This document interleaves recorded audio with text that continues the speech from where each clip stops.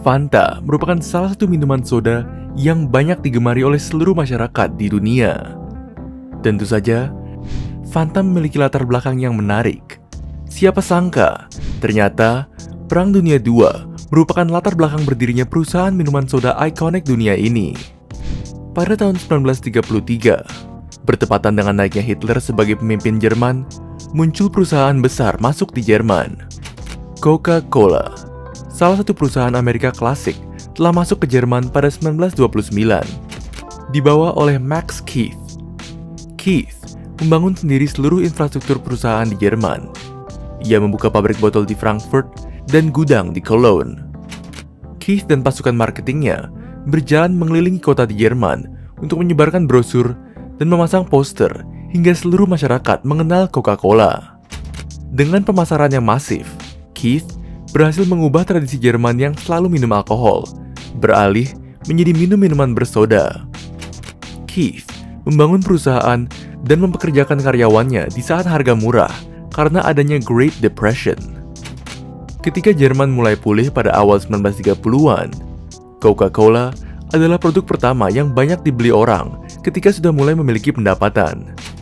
Teknologi yang berkembang saat itu juga membantu Keith dalam mengembangkan bisnisnya. Keith membutuhkan kulkas yang saat itu sudah menyebar di seluruh Amerika dan Jerman pada 1930-an untuk mendinginkan produknya. Adanya kulkas memberikan sensasi yang baru bagi masyarakat yang mencobanya.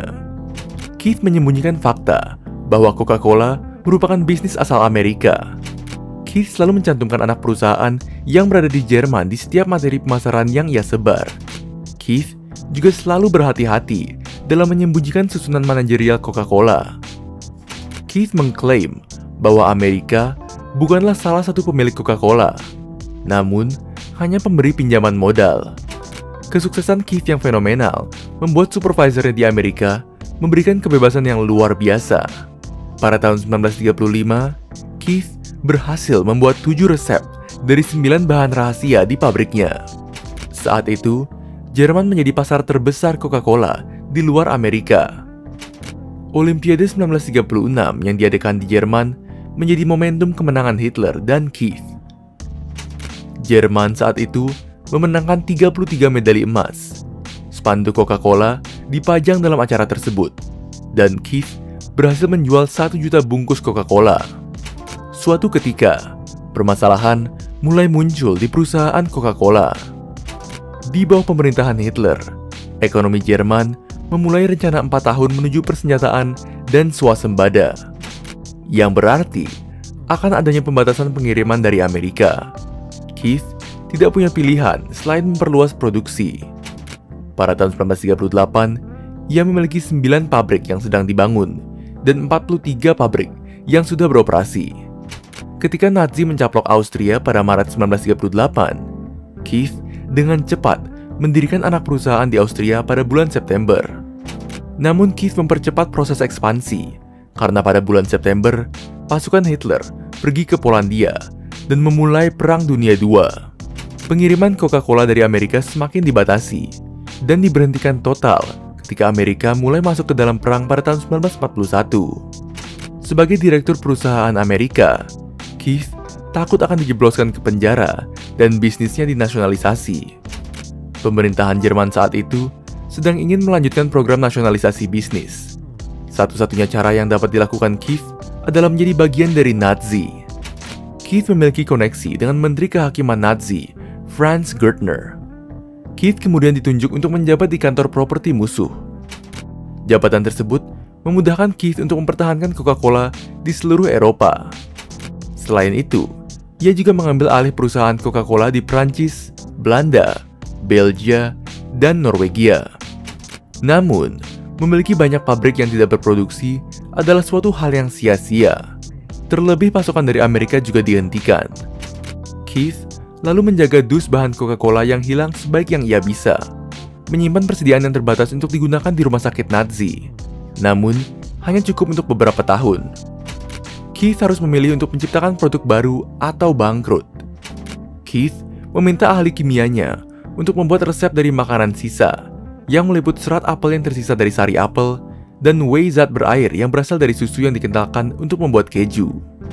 Resep yang Keith buat tergantung dari bahan yang tersedia di Jerman, entah anggur, jeruk, atau lemon.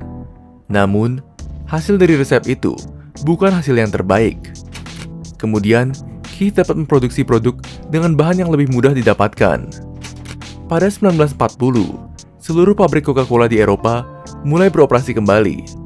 Untuk membuat merek untuk produk barunya, ia memerintahkan bagian pemasaran untuk menggunakan imajinasi mereka, atau fantasti dalam bahasa Jerman.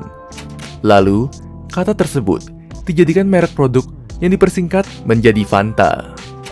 Pada saat pasokan Coca-Cola habis sepenuhnya pada 1943, Keith menjual 3 juta kotak Fanta.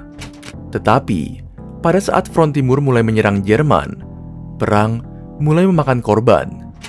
Keith ingin perusahaannya masuk dalam daftar bisnis penting untuk perang. Dari tahun 1943 dan seterusnya, Jerman diserang tanpa ampun oleh sekutu.